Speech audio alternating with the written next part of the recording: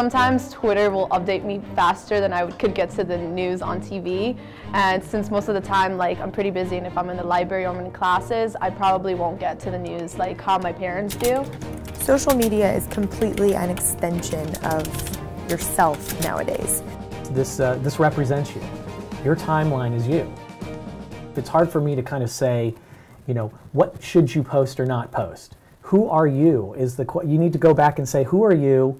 How would you like to represent yourself on the internet? My formula is to have a personal account and a public account. So I have a personal Twitter, a public Twitter, a personal Facebook, a public Facebook. I help manage our station Facebook, and then I have a personal Instagram. Even in a situation where you think you have privacy, on Facebook for instance, at the end of the day, this is a platform that you don't ultimately have control over. On the personal page, I put what I want. That's my personal business. That being said, I never put anything on that if somebody saw it, I would be in trouble. I have control over my online persona, complete control. You may think you have your accounts locked down.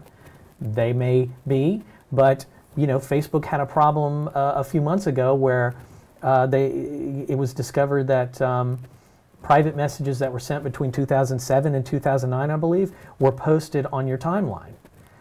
Once they become public, even if you go, oh, I got to shut those down, and you lock them down, the internet's already archived them. You never put anything online because somebody will find it. And it doesn't matter if you argue, oh, well, that's personal, you've still revealed too much. So always using common sense about what you post, super important. The old journalistic adage still applies, know your sources. I think that the good thing and the bad thing about social media is that things are easier than ever before to share, okay?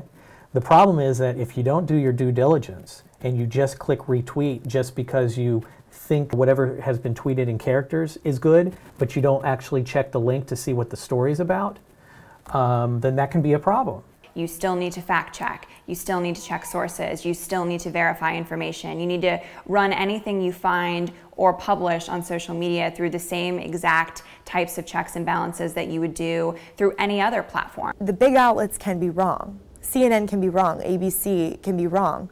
But people will kind of cut you some slack if you retweet one of them and it happens to be incorrect, and you have to, but if you're retweeting, even the Huffington Post, that one's borderline because they have a lot of opinion articles, and you have to be really careful anytime you're aligning yourself with any organization that has a lot of opinion, because you don't want to run the risk of somebody associating you with that.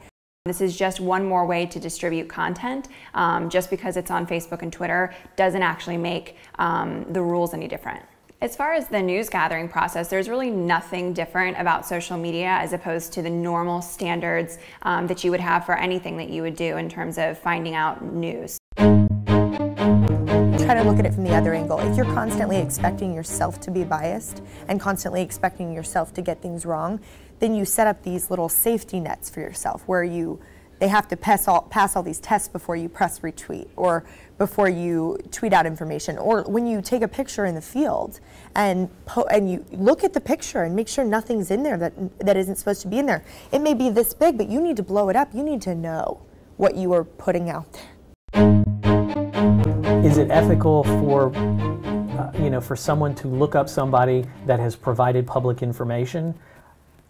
I tend to think not. I think people have a responsibility to themselves to make sure that they are keeping up with Facebook, for instance, and are apprised of the latest changes to the privacy settings to make sure that you're showing exactly what you want to be showing about yourself. You can't even trust yourself. You can't trust anybody until you have, and maybe have somebody look over it. I think that there might have to be some type of filter one day. If we're going to be constantly going through social media, there might have to be some type of, we have editors here, we have people who read what we write here before it goes to air. There almost has to be some safety measures put in place if we go completely to that medium.